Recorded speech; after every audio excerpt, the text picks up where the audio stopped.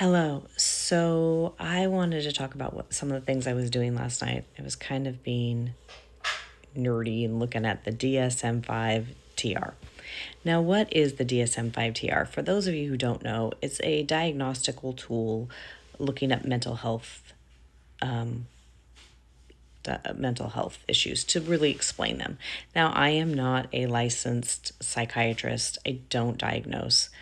However, at the same time, it is a great tool to have a deeper understanding when you're studying things around our personalities or any sort of things. Now, at the same time, I also believe you shouldn't go around, especially if you aren't licensed, saying, "Oh, this person's narcissistic" or "this person's this." But what it does is it gives you a clear idea of what you're dealing with. Now, why is this important? Well, for me, it's important because now I'm understanding even deeper why people do what they do, why people speak what they speak. It gives me the ability to train myself, train others. How can we be preventative in our lives? How can we work to protect ourselves? How can we work to connect with others or not connect with others? How can we walk away? How can we be skillful?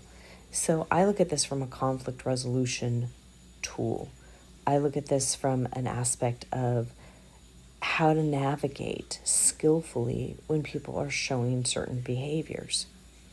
Again, this isn't a way to create judgment over people. This isn't a way to go, aha, you have this. This isn't a way to go around labeling people. I think we label way too much instead of going, what does this mean? What must I do?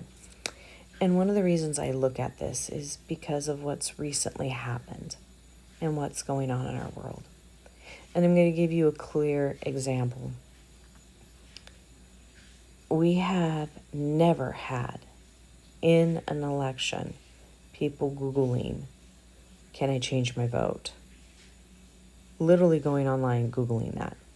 That to me tells me that they are being manipulated and tricked by something if you're coming back later and saying, can I change something? So why are people not taking the time to study this? Our society is moving so fast-paced sometimes where we aren't taking the time to study it.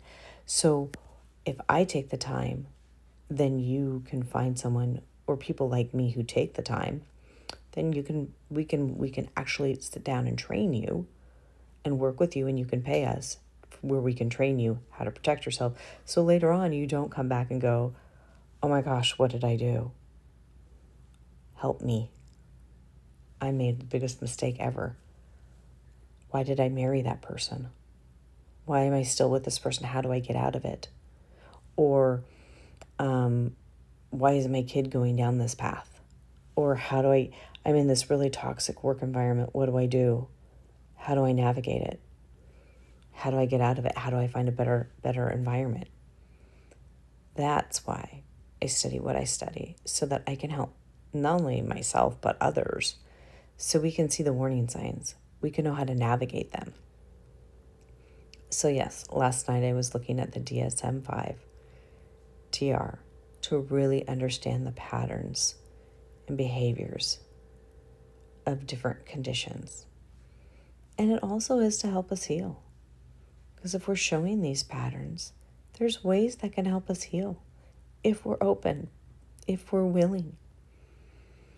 Because a lot of times we have fracturing that leads us down these paths. And if we can heal, oh my gosh, then we're able to be our full, true selves, create that healthy belonging that we're desiring, and walk in life to the fullness of who we are. And that's what we all want. We all want to be healthy. Deep down inside, we all want to feel like we belong deep down inside. So let's create that. So on that note, I'll talk to you next time. Bye for now.